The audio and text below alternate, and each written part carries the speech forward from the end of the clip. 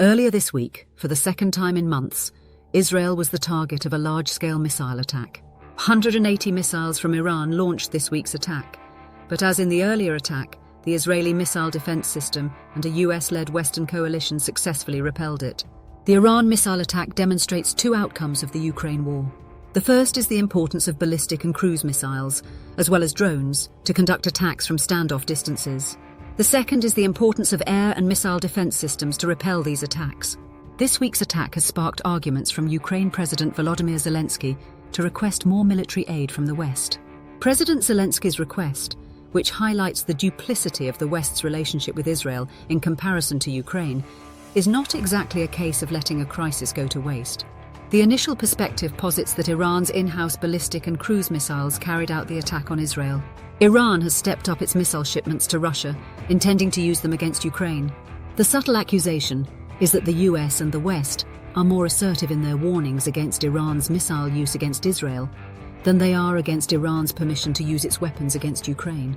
Mr. Zelensky also points out that despite strict weapon usage regulations in the West, especially the United States and Germany, the Iranians are not imposing any restrictions on the weapons they send to Russia.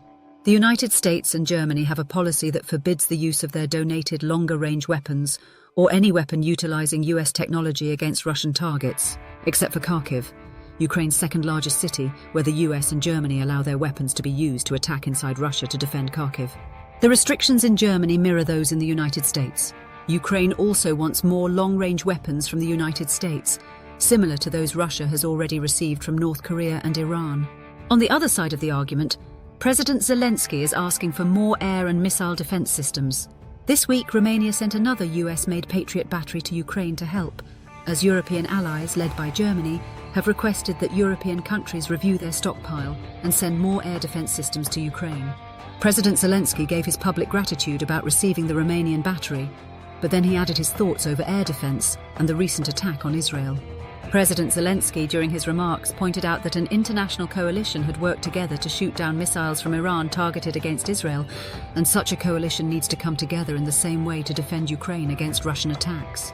President Zelensky added, "Ukraine has been telling all its neighbours and key partners for a long time that we must cooperate, that we must shoot down drones and missiles together, especially in areas close to NATO borders." Mr. Zelensky was using the occasion of the Russian drones crossing into Romanian and Polish airspace to personalise his case to his Romanian audience and called for an Israel-like Western coalition to operate in defence of Ukraine airspace from Russian missiles. President Zelensky's argument would make sense if international relations were simple, black-and-white affairs, but his transitive property argument is amateurish and dangerous. While it is clear that Israel is not Ukraine and Iran is not Russia, it is also evident that these countries are crucial to maintaining geopolitical stability. NATO would be involved in a coalition to counter Russian missile attacks on Ukraine, potentially turning the Ukraine war into a European-wide conflict.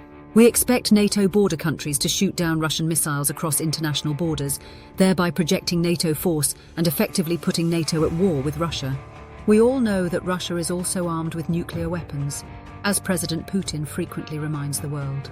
However, there has never been a large-scale conflict involving two nuclear-armed adversaries, and in this case, four, including Russia, the US, the United Kingdom, and France. A war involving nuclear-armed adversaries would be unprecedented. Just as Russia is nuclear-armed, Iran is not, so a conflict with Iran does not carry the same risk as a war with Russia. Iran has consistently threatened to cut off oil from the Persian Gulf, making it a strategic objective for the United States to maintain control over Iran. There are also no international defense alliances to defend Israel, so the Western coalition can determine how much pressure they want to exert without having the ramifications of something like NATO Article 5 forcing a legal requirement that could widen the war. This means that Israel has no guarantees of Western protection, and the West has the latitude to determine how much pressure it wants to exert without a treaty requirement. The other issue is Israel's nuclear armament, which could potentially incentivize a nuclear power facing defeat to resort to nuclear weapons as a last resort. Given that Iran is a much larger country than Israel, and could potentially overwhelm them due to Israel's limited defensive depth, the West's interest in preventing a more devastating conflict is served by providing them with a level of protection against Iran. President Zelensky has consistently stated that he desires weapons from the West to combat Russia. He is now not only promoting the acquisition of additional air defense weapons, which are urgently required, but also proposing an expansion of the war. This comes after his Ukraine victory plan failed to meet the expectations of the US and other Western leaders. The victory plan's apparent lack of a way forward with peace has caused Western leaders to consider that they may have to be the ones to approach Russia over peace talks on Ukraine's behalf.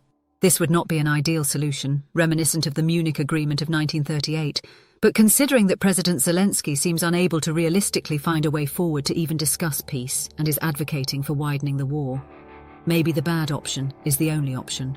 That would be expected, given that the entire war has been characterized by poor choices and poor decisions.